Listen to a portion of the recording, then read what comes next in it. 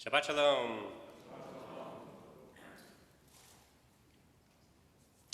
On my last trip to Israel in 2018, I went to Fevron. Now, I had always wanted to go to Fevron, and despite living just 30 minutes from there for many, many years when I lived in Israel, I had never been to Fevron. So my wife Esther and I, we signed up for a special tour called a dual narrative tour. We were going to learn about the city from a Jewish and Palestinian perspective. I was particularly excited and interested to tour Marat HaMachpelah, the tomb of the patriarchs that we read about in this morning's Parsha. And while I found that fascinating, two memories have stayed with me these many years later. One, we were walking past an apartment building, and we came to what's called Tel Fevron, the Archaeological garden of Fevron. For many, many centuries, it had essentially just been a grassy field strewn with garbage and your occasional goat herd. But in 1999, archaeologists began to dig there. And in 2014, it was open to the public. There we saw a stone path surrounded by two stone walls and a set of stone stairways that archaeologists date back to 4,000 years. The path led to the original gates of the city, the very gates where Abraham and Ephron met to purchase the tomb. That is to say we were likely standing on the very spot where the first Jew made the first real estate deal, purchasing a plot of land in Israel. It was powerful. In few places have I felt as connected to my people and my past. Well, this memory stands in stark contrast to what happened a little while later on the tour. After visiting the Jewish quarter, our tour group made its way to a checkpoint for me to enter the Arab quarter, the Arab downtown. I got to the checkpoint, and a bystander, someone not in our group, started yelling, "He's a Jew, he's a Jew, he can't go in." You see, only Jews are allowed in the Jewish part of Hebron. We're not allowed in the Palestinian part. Not because the Palestinians forbade it. Actually, it's the Israeli army that forbids Jews from going there. Because if anything were to happen to us, they didn't want to have to enter in to rescue us, let's say, and spark some kind of violent confrontation. In any case, assured by my Palestinian tour guide that it really wasn't a problem, I basically put on a baseball hat and rejoined the rest of our mostly Christian tour group. As I made my way through the checkpoint, I thought how sad it is that I have to hide my identity to walk through the city where my biblical ancestors once roamed. I call this to mind today in part because of our Parsha, our Torah reading this morning, but also because of a recent controversy surrounding Sunrise, D.C. Sunrise, D.C. is the Washington, D.C. chapter of Sunrise, which is a grassroots organization fighting climate change. Now, 2 weeks ago, there was a voting rights rally in Washington, and 3 Jewish groups signed on to participate: the Reform Movement's Religious Action Center, the National Council of Jewish Women, and the Jewish Council for Public Affairs. Now, never mind that these are fairly left-leaning liberal organizations. Sunrise, D.C. pulled out of the rally saying, "Given our commitment to racial justice, self-governance, and indigenous sovereignty, we oppose Zionism, and therefore we can't participate alongside these Zionist organizations." The incident, as you can imagine, sparked an immediate backlash. The National Sunrise Organization disassociated itself from this position taken by the DC chapter, calling the decision exactly what it is: anti-Semitic. They tweeted, "Singling out Jewish organizations for removal from a coalition is anti-Semitic and unacceptable." Now, that sentiment is shared by the vast majority of Jews and the general public, as indicated by a report that came out just this week by the American Jewish Committee. The report analyzes the rise of anti-Semitism in America and the impact it's having on the American Jewish community. It found that 80% of the general public agree that anti-Zionism is a form of anti-Semitism. To be fair, Sunrise, D.C. itself backtracked and acknowledged that their action, quote, fueled anti-Semitism, although they continued to denounce Zionism. The anti-Semitism of anti-Zionism, it's different than the attack on Pittsburgh's Tree of Life synagogue, whose third anniversary we marked this past week. But this growing trend on the left is no less threatening than the anti-Semitism of the alt-right. And in some ways, it might even be more insidious.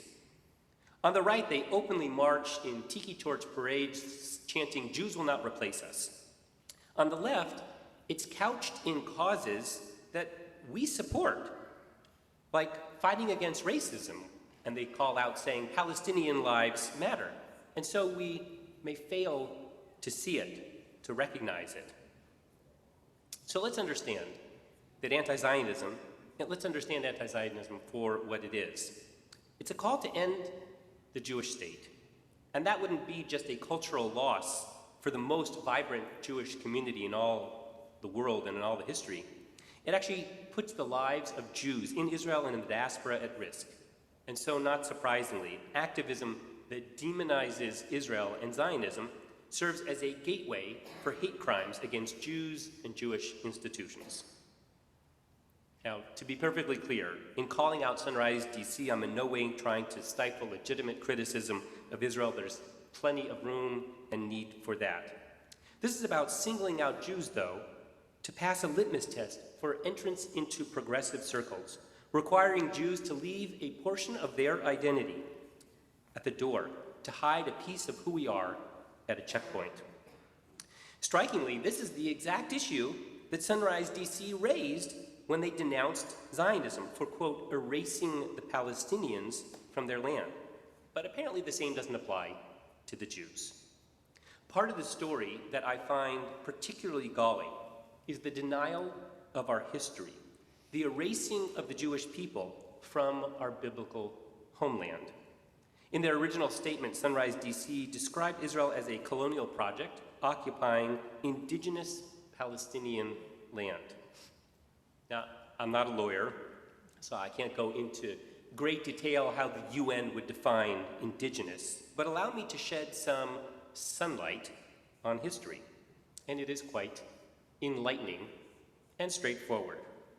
Jews have dwelled on the land of Israel continually for 3,500, 4,000 years. Just look in our Parsha. We read in our Parsha about Abraham's purchase of a burial plot for Sarah. Previously, you'll remember, Abraham had been promised the land by God, but the promise wasn't enough. To avoid any doubt about just who the land belongs to, the Torah records in great detail Abraham's purchase from the people who were living there at the time. We read, Abraham bowed low to the people of the land, the Hittites, and said to them, "Let Ephron sell me the cave that he owns. Vishtachu lifnei am haaretz lifnei chet." The passage goes on to list the exact sale price, 400 shekels. In this verse, Abraham bows before Am Haaretz, the people who were living in the land at the time. That is, he came before the town council who had to approve the sale. The JPS Torah commentary explains, at work here is a profound and emotional attachment to the land. Land is looked upon as an ancestral trust. It represents a sense of continuity with one's forebears and responsibility to one's clan. No wonder that the entire community was involved in the sale of this land, and no wonder that Abraham wished to ensure his purchase would be final and irrevocable and incontestable. For these reasons, he refused to be given the land as a gift. That is why Ephron, and not Abraham, must state the price, and why once it was done, there was no room for further bargaining. Now again, I'm not trying to claim that the Torah should be used as legal proof for our people's right to the land. As a historical document, there are many problems with this passage. For example, here it refers to this people called the Hittites, but according to scholars and archaeologists, the Hittites were not there at the time. And in fact, scholars would date the writing date the establishment of the Jewish people on the land hundreds of years after the biblical patriarchs. So my point to Sunrise, DC is simply this. Jews have been in Israel for a long, long, long, long time.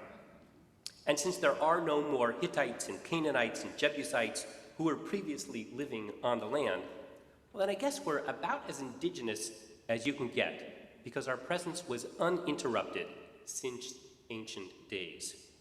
From Abraham's time, over the next millennia, the Jewish population in Israel grew and grew, so that by the first century of the Common Era, there were 2.5 million Jews in Israel. And presumably, most of them would have stayed if the Romans hadn't kicked us off the land. Even after that dispersion, Jews still remained in Israel. In the 7th century, for example, when most of the Jews were living in the diaspora, there were still 400,000 Jews in Israel. Now, over the following centuries, the population dwindled to hundreds of thousands, to tens of thousands, to just thousands. But there has always been a continual presence, physically, and a spiritual connection to the land. You've heard of how some Palestinian refugees hold on to their house keys, hoping to one day return to the homes that they left in 1948. Well, I would say that our prayers to be gathered into our land, that we have been reciting every day, 3 times a day for the last 2,000 years, those in a sense, those are our keys. We never stopped living in or longing for Zion. Again, let me be clear and say that Palestinians, they too have a claim to the land. I'm not saying that they're not indigenous. Palestinian families trace their roots on the land back for generation upon generation. I understand that at work here is a profound emotional attachment to the land. As the JPS commentary said, land is looked upon as an ancestral trust. It represents a sense of continuity with one's forebears and responsibility to one's clan. That's true for the Palestinians and for Israeli Jews. And that's why I support and hope, God willing, one day for an independent Palestinian state. But it can't happen, and it won't happen, as long as Israel is delegitimized, as long as Jewish history is denied. Now, I understand why some might think that Israel is a Western colonial project. This coming Tuesday will mark the 105th anniversary of the Balfour Declaration.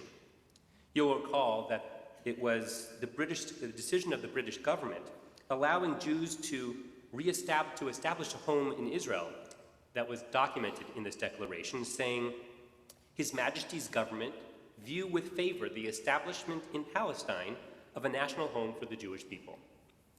But that doesn't make Israel a colonial occupier. Now, if we had gone to Uganda, that might have been colonization. But to go to Israel was to return home. Moreover, the majority of Israelis are not descendants from white European Jews. They're from Jews of the Middle East who were forced to resettle. Tell them that Zionism is a European colonial movement, and they won't understand what you're talking about. The point is not what the British authorized or where the Jews came from. Traditional Jews from Iraq or Yemen, assimilated Jews from the former Soviet Union, Jews from France or Jews from Argentina, all are indigenous sons and daughters returning home. Again, don't get me wrong, I'm not advocating for additional Jewish settlement. In fact, I find the actions and attitudes of some of those settlers incredibly problematic. Achil Hashem, a desecration of God's name. And sadly, that might be taking place on this very Shabbat, when hundreds of Jews on this Parsha descend to Fevron to celebrate our connection to that city. That, though, is a different sermon. Instead, my point is that we have to own our own narrative. We can't allow others to define our relationship to the land. We can't allow ourselves to be written out of our own story. We don't accept it when the Palestinian Authority publishes maps with Israel erased on the map, and we shouldn't accept it when barred from waving an Israeli flag in an LGBTQ rally, or when prevented from inviting an Israeli visiting professor to a college campus, or when told to leave our Zionist identity at the door. In his book, Letters to My Palestinian Neighbors, Yossi Klein Halevi writes, "What I need from you, my Palestinian neighbor, is respect for my people's history, my people's story, The campaign against our connection to this land and its holy sites tells Jews that our conflict is not about occupation or settlements, but is instead a war against Jewish history. The attempt to erase us conceptually, many Jews fear, is the first step towards erasing us physically. So we must be faithful guardians of our story and our history. No one else will do it for us. At the same time, we must avoid what Halevi calls the sin of not seeing, of becoming so enwrapped in our own story, the justice and poetry of one's national epic, that you don't acknowledge the consequences to another people of fulfilling the whole of your people's dream. In other words, that's to say that we must see the Palestinians and learn their history as well. Neither can we allow others not to see us, that we have to hide our identity. Some might argue, listen, it's history that is the very problem. Just forget about those days gone by. But I would argue that the opposite is the case. Achieving peace doesn't require forgetting our history, because real, lasting peace will only come about when legitimate historical claims are acknowledged. But our past does not have to dictate our future. Just because we remember our history doesn't mean that we have to act on it. Halevi writes, "And so, while I cannot relinquish my claim to the Temple Mount without doing violence to a core vision of Judaism, I do relinquish its realization through human hands. To do so is not to betray our history, it is to concede that history has given us no real choice." At the end of our parsha, Abraham dies, and his children Yitzhak and Yishmael bury him. Now notice that the Torah doesn't just say that they buried him in Ma'arat HaMachpelah, the tomb of the patriarchs, but in Ma'arat HaMachpelah, Asher B'Sdei Ephron. They buried him in the cave, which is in the field of Ephron, the field that Abraham had bought. The medieval commentary, the Radak, points out the emphasis on Abraham's purchasing the land. But I can't help noticing the respect that the Torah has for Ephron by listing him as the seller. The record not only legitimized the sale, like the cave itself, it preserved the past. The Torah concludes, Vayakom Sdei Ephron.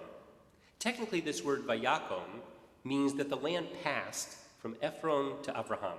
But commentaries explain that it means that the land was spiritually elevated.